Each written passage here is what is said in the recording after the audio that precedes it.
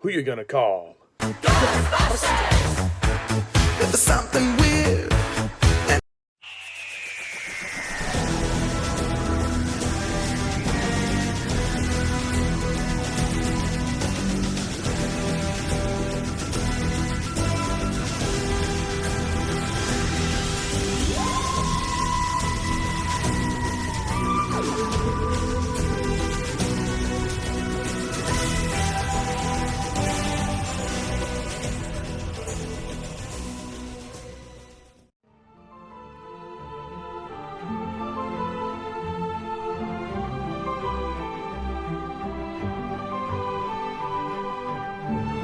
Hello, my fellow Whovians and subscribers, and welcome to my latest Doctor Who review, where today I review Hyde, starring Matt Smith as the 11th Doctor. Okay, continuing with Doctor Who Series 7 with Episode 9, which is Hyde. First of all, apologies for the delay with this review. I came down with a cold, unfortunately, so I decided to wait until I was better before, persisting with the review. But anyway, the plot of Hyde is as follows. Clara and the Doctor arrive at the haunted Caliburn house set alone on a desolate moor. Within its walls, a ghost-hunting professor and a gifted, empathic psychic are searching for the Witch of the Well. Her apparition appears throughout the history of the building, but is she really a ghost? And what is chasing her? Okay, so Hyde. This had the promise to be a really good story. This had the potential to be really fantastic. For me, this episode was a disappointment. I don't hate Hyde, but the ending really ruins this story. I don't know. I just found the whole story to be kind of anticlimactic. It kind of built to nothing, and I thought the ending resolution of the story was very silly, to be perfectly honest. I mean, okay, I get the idea. They were going for like a ghost hunting kind of story. Build up. In the first half, they were looking for the ghost. The first half of the story is good, and it's kind of tense. I mean, it's not as scary as it probably could be. I think the episode could have done more to be scary. I mean, it's a little talky in the first half, but it's at least intriguing. But when we get to the second half, oh man, this story just crashes and burns. And I hate to say that because I like Matt Smith as the Doctor, and I like these kind of Doctor Who stories, but this one just fell apart for me. The ending of the story, we discover that once the woman is rescued from the Pocket Universe, that there's actually two of these monsters, and they're actually in love for some reason. Yeah, Hyde is a love story between two monsters, which is really bizarre. It's just very strange. And then the very end sees the Doctor reunite these two back together, but it just seems very contrived and silly. It just sort of comes out of nowhere. I scratch my head and go, oh, what? And like I said, the first half of the story, while it is better than the second half, it does drag. I find the pace of this story to be quite slow, and I just couldn't get into it as much.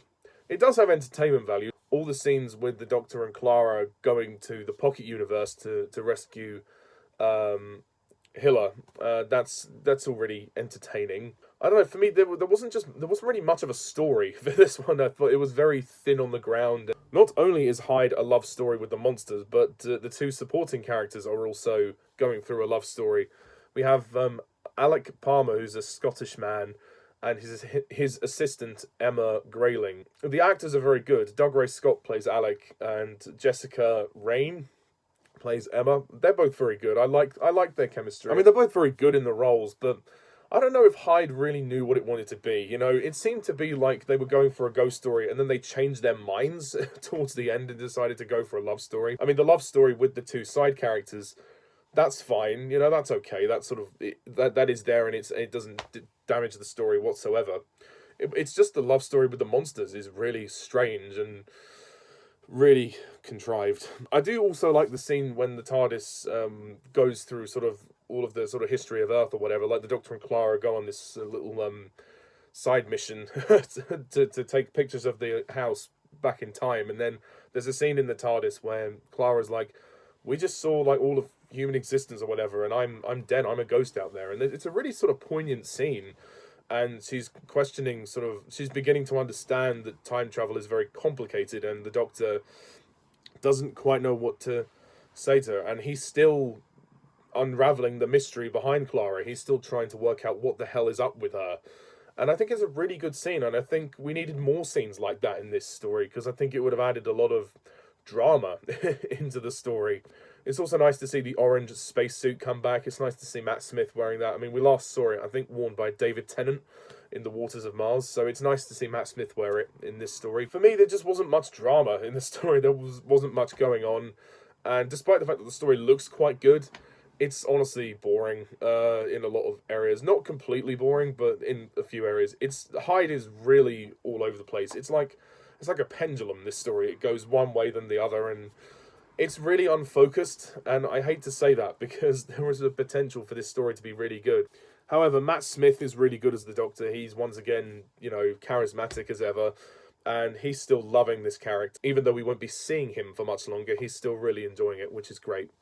And Jenna Coleman as Clara, she's also very good in this one as well. And again, we haven't seen the worst of Clara yet. Clara will get, well, sadly, the writing for Clara doesn't get very good as the Peter Capaldi era begins. But at the moment, Clara's fine, and she has a nice chemistry with Matt Smith. Also, the design of the creatures is really weird. I don't know. It's such a random design. It's like, I don't know, they almost walk like crabs, but then they have these weird skull faces, but they have really long necks. It's all kind of disjointed. It's clearly a mishmash and a hodgepodge of other ideas, and I just think the creature design is utterly random and ridiculous. I almost think it looks kind of silly.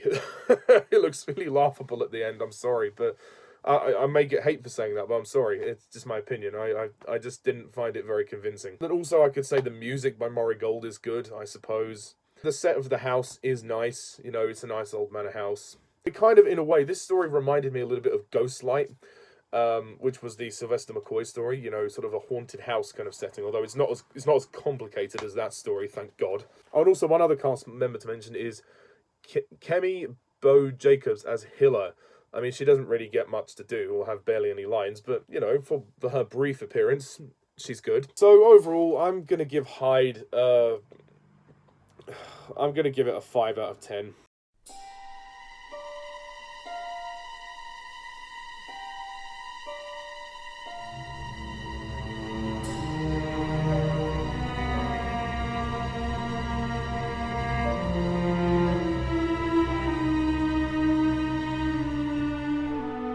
Yeah, I really wanted to give it a pass. I really did, but I just can't. I'm sorry. It's all right, but I would never rush back to it, to be honest. But I can say without a shadow of a doubt, spoilers for the next review, that this story is way better than the next one. Oh, fucking hell. Oh, next time, Journey to the Centre of the TARDIS. Oh, fuck. So, thank you very much for watching this review, and stay tuned next time when I review Journey to the Centre of the TARDIS. Please leave your comments down below, let me know what you think of Hyde, and yeah, stay tuned for the next review. So until then, I'm Mr. TARDIS 11, thank you for watching, see ya, bye for now.